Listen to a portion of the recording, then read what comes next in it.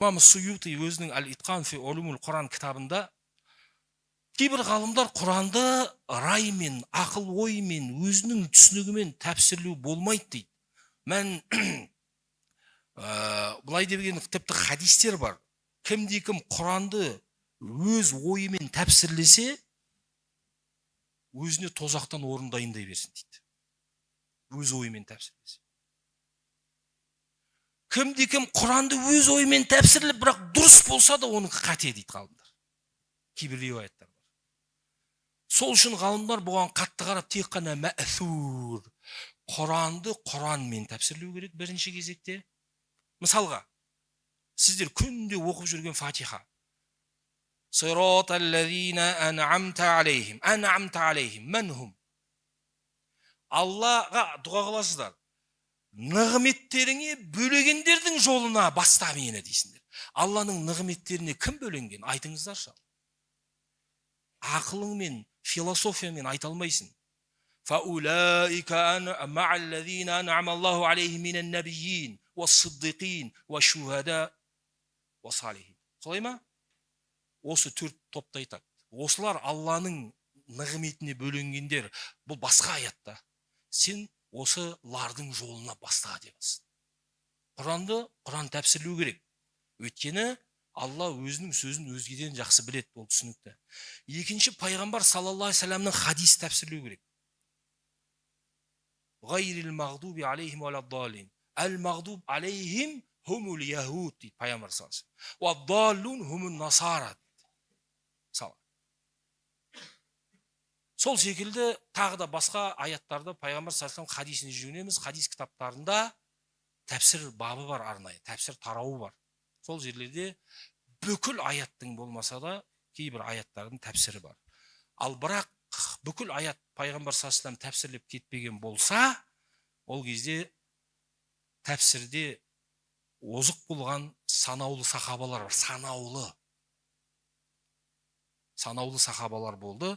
Ибн Аббас секілді, Убай ибн Кааб секілді. Осы сахабалар және сол сахабалардың шәкірттері болды тәпсірде. Соларға жүгінеміз. Бұлар мәъсур, яғни риуаятқа, деректерге негізделген тәпсірлер бірінші кезекте жүгініру, ғылыми тұрғыда солай. Бірақ енді дегенмен ақыл, ой, қисын, тағы басқа түсіндірмелер жасауға бір ғалымдар рұқсат береді, бірақ шарт қояды. Имам Суюти 15 шарт қояды. Құранды тәпсірлеуің үшін 15 шарт болу керек адамда, муфассирде. Оның алғашқы жетеуі тіл біліміне байланысты, лингвистикамен байланысты. Араб тілін білу емес, өйткені араб тілін білген арабтардың өзі Құранды түсіне берген. Ибн Аббастың өзі Фатирис самавати вал ард деген аят түсінбей жүрген ғой, басы қатып. Фатара сөзі не мағына береді? Бір күні құдыққа келген кезде екі тай, хатими тай дейтін бар ғой, тай тайпасының екі адамы таласып жатыр құдықтағы суға. Ана фатарту, ана ибтадату. Мен бірінші. Фатара сөзі біріншілікті білдіреді екен. Яғни фатирис самават, Алланың жаратқанның алдында ешкім оны жаратқан жоқ. Алла ең бірінші жаратты. Фатара сөзін Ибн Аббастың өзі түсінбеген. Факихата уа абба деген абба сөзін Омар хұтпада тұрып түсіне алмай қалған ғой. Өзіне айтқан, Омар бұл сынақ саған. Яғни Омар Құранның бір сөзін түсінбей тұр. Болады. Өйткені Құран кейбір тайпалардың да, арабтың тайпалары болды ғой, солардың да тілін пайдаланған. Құрайш емес басқа тай. Оны да сахабалар түсіне алған. أولم يرى الذين كفروا أن السماوات والأرض كانتا رتقا ففتقناهما деген аятты Омардан сұрақ келген кезде Омар түсінбейді. Ибн Аббасқа баршы дейді. Бірақ Ибн Аббас не айтады, соны маған айтып бер дейді. Өзі де қызық тұрған. Ратқан фафатақнахума деген сөзді. Ибн Аббасқа Ибн Аббас ешқандай қиналмай, жалпы көк пен жер бұрын жаңбыр жаумайтын, шөп өспейтін болған екен. Сөйтіп көкті жаңбырмен, жерді өсімдікпен біз жардық дейді Алла Тағала.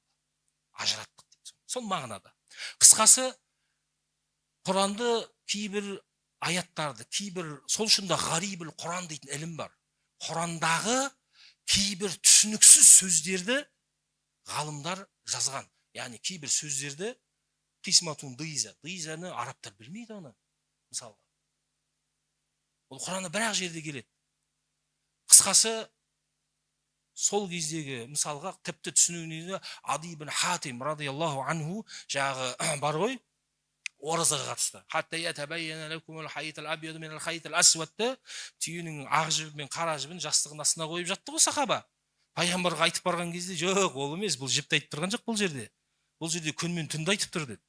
Яғни сахабалар да ол да пенде, олар да түсінігі әртүрлі деңгейде болып, кейбір аяттарды түсіне алмаған сахабалар пайғамбардың көз сірінде пайғамбар саллаллаху пайғамбарымыз кеткеннен кейін саңылақ Ибн Аббас секілді сахабалардан сұрап біліп отырды.